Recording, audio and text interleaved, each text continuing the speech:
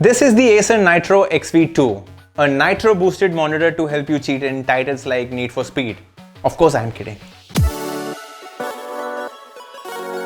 Hey everyone, Mukul here. So it's been many years and decades and centuries since I was stuck on my 40-inch 4K 60Hz TV being used as a monitor for my work and gaming. So I finally upgraded to something which made more sense, but because of all the mess now, I would eventually have to fix this ugly table. I mean, eventually I will. In the box you will get the monitor and some papers with loads of thermocol which you can give to your cat in installments, and a long 60 ampere power cord for some reason. So if in case you need to run your air conditioning with it, you can. But due to this, I was not able to plug the monitor in my UPS with this cable.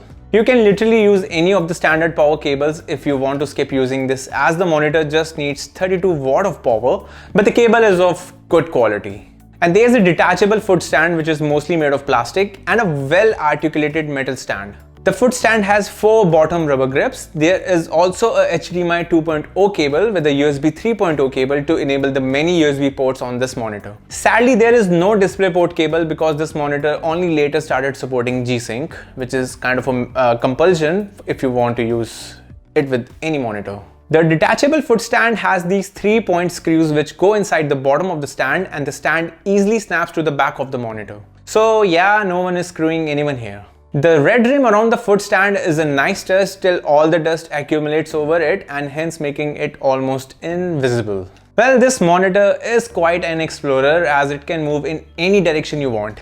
The stand has no lock to fix its height permanently to a specific position, which is actually a good thing as you won't have to take that lazy ass off your chair to unlock it if you plan to swivel it or adjust its height later as you're working on the monitor.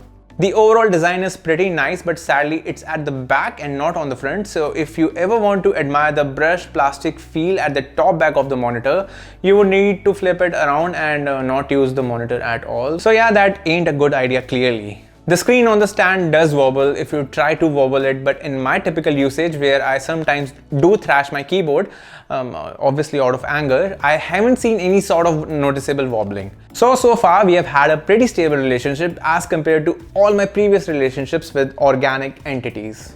It can move up and down to about 12 cm and also tilt up and down to about 5 to 20 degrees, and it can also be rotated vertically when the monitor is at its maximum height.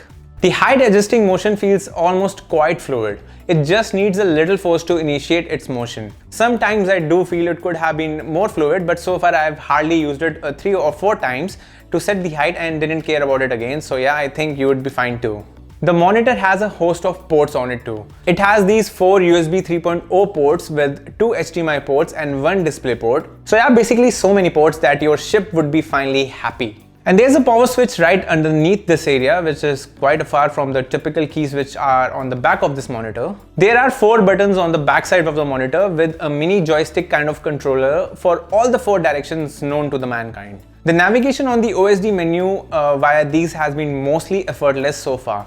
They have been mostly accurate and I got used to them pretty quickly. So now let's talk about the most important aspect of this monitor, which is the panel. The panel on this is a 10-bit Innolux AAS IPS panel with DCI P3 of around 95%, 99% sRGB, and 89% of Adobe RGB spectrum. Yeah, I hope you noted that. And I guess you obviously already know that this is a 1440p monitor which can run at 144Hz at 8-bit color depth and 120Hz at 10-bit color depth. So choose your weapon wisely. I mean, you can either go for the color correction for your videos and images or those sweet 144 FPS capping in some of the games.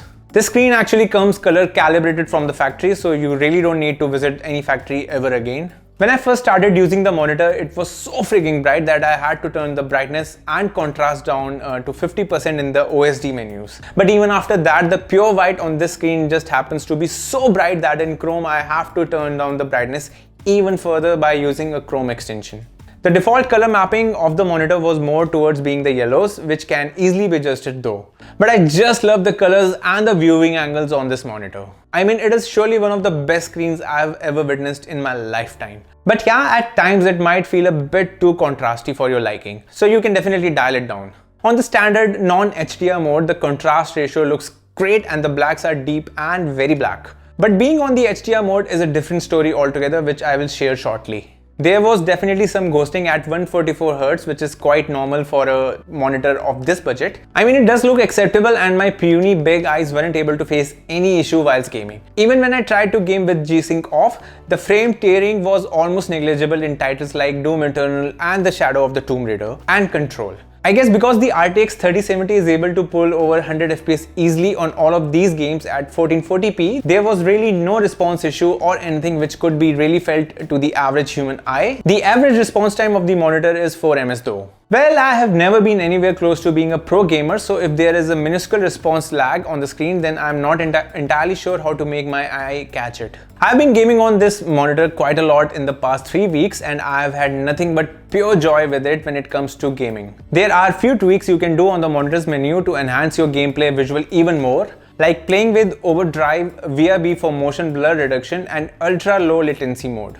I mean, you can definitely experiment with these and check for your specific game and title which of these settings is improving the gameplay experience. You can set the current FPS display right on the screen and the quick start menu will try to start the monitor a bit quickly by holding the Acer logo. As a creator and artist who makes non-printable content mostly, the colors on the screen weren't ever an issue too. Even though the normal mode has a little more inclination towards the yellows, I could easily alter the screen's colors as per my liking. My favorite settings for the color intensive work is the graphic preset on the monitor and then just increasing the blue gain to 55 in the color temperature menu with the brightness set to 70 and contrast to 40 and the black boost to 2. There was a bit of backlight bleeding on my panel on the top, but apart from the usual IPS glow, there was no weird color tint issue on the panel. So I've been pretty satisfied with the quality of the panel I got. The DisplayPort cable I bought was this Amazon Basics one, which comfortably supported G-Sync at 144Hz as soon as I started using it. I will post its link in the description below and I will let you know shortly why I talked about this cable. But yeah, enabling HDR on Windows has been such a pain in the ass. To enable it completely for games and YouTube to recognize it, you have to make sure you enable it in Windows HD color settings first. And then you have to make sure to enable it in the monitor on display menu. But that just won't do the trick. I will take the example of The Shadow of the Tomb Raider here. In that game, go in the display settings of the game and make sure you turn on the HDR. I chose 144Hz as my FPS cap, and then you should and must see this image turn completely white right after about the middle of the slider. And if you're not seeing it turn completely white, then my friend, you are well, then you have to either restart the game again or turn the Windows HDR on and off again, or turn on the FreeSync in the monitor's display menu on and off again in conjunction to even trying to turn the HDR on and off again in the monitor's display menu. So this was almost like kickstarting a vehicle in winters which hasn't been driven for a long time due to zombie infestation or something like, let's say, the COVID. I mean, I have read many reviews stating the HDR 400 on monitors looks really washed out, but what many of these users must not have tried is this kickstart method. But then there might be a secondary kick in games like The Shadow of the Tomb Raider which will actually enhance the image even more. But on games like Doom Eternal, enabling this was much hassle-free. I mean, you still need that kickstart, but the attempts were much lesser compared to The Shadow of the Tomb Raider. Also in HDR mode, you can't play with the colors or the brightness and contrast on the display menu.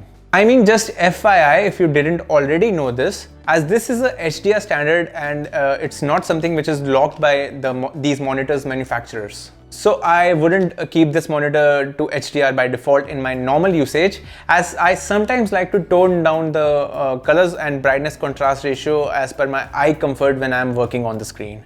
And why I mentioned that cable earlier was due to the fact that this is a DP 1.2 cable and I'm not sure if a DisplayPort 1.4 cable might have helped this case. But if you know anything about this, then surely let me know. But is this effort even worth it? I mean, I felt it almost is. And right now I'm really enjoying these games in HDR titles with HDR enabled, and maybe because I just bought the monitor and I'm digging games at its full potential. But I'm not sure if I will undergo the same efforts after a few months for titles which need as much work as it was there with The Shadow of the Tomb Raider just to enable the HDR on it. The other one issue I faced during HDR gaming is how sometimes the exposure just shoots abruptly with the dynamic range in the environment, like in this example. Sometimes I was able to fix this if I turned off the HDR stream option in the Windows menu, but sometimes it just didn't work. But again, strangely, this issue wasn't there with Doom Eternal. And suddenly this video now sounds like it's a comparison between the optimizations of the Shadow of the Tomb Raider and Doom Eternal.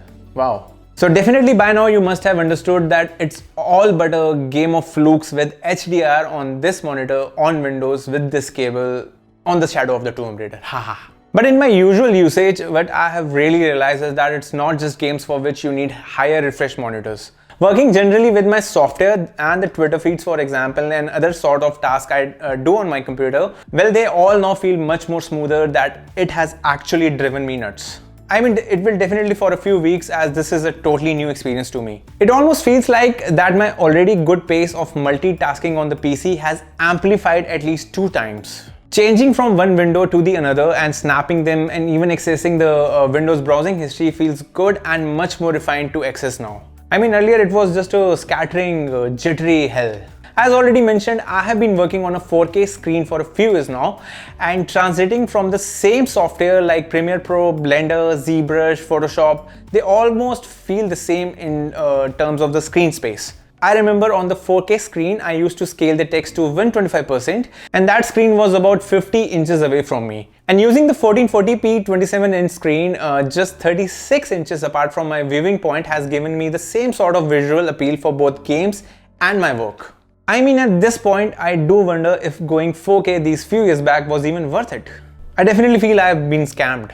And I almost forgot that there are speakers on this monitor and they are laughable. I mean, it's not as if they would laugh on you, you would laugh on them. The USB 3.0 drive speeds are decent. I have been getting 70 plus Mbps read and write speed with the few video files I moved around. But strangely, the manual says the monitor has 3 years of carry-in warranty, which is frigging odd as I've never ever bought a monitor which didn't have an on-site warranty. I hope I never have to get in that situation where I have to carry this huge frigging monitor to the service center.